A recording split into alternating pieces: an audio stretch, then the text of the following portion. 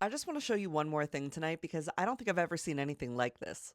Newsmax, the conservative news network, lost almost 80% of its value today. Monday and Tuesday, the stock for Newsmax shot up like 783%. It was truly astronomical.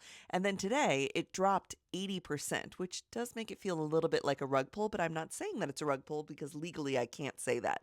And then on the other side of the news, on the more left leaning side of the news, Chuck Todd said that he's leaving NBC News and that he will be seeking $2 billion to build a podcast and media network.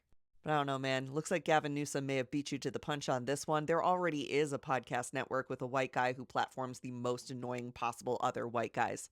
The creator space is being flooded right now by people who used to be on TV or major networks and are now taking a ton of money to put together independent media that, well, really kind of replicates what they failed at doing on television.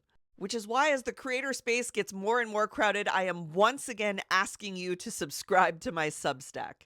We do lives with senators over there. This is where I'm able to just like hop on and talk to people in power. We also have a whole movie club with my friend Dr. Shannon Mankis. This week we reviewed the film Amsterdam and its implications for recognizing fascism in the moment we're in now. We talk shit with some of our favorite TikTokers.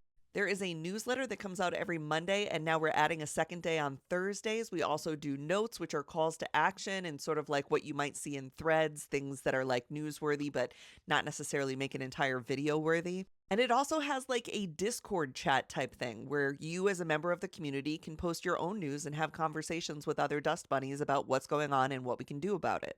Substack is the absolute safest place, and it's where I've been putting most of my effort since January. The house that TikTok built has been in shambles a little bit, but I've built us a nice new house over on Substack if you'll join me there.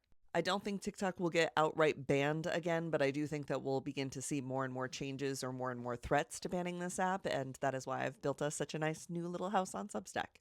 I can't compete with people who have been getting $1 million salaries for the last several decades who are now moving into the creator space and kind of like elbowing out anyone that they don't recognize as an authentic or legacy journalist.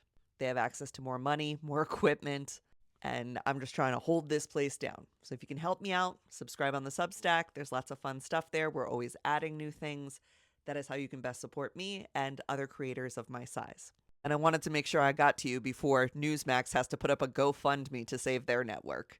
Maybe being contrarian all the time just doesn't sell like it used to. Substack. Find me there.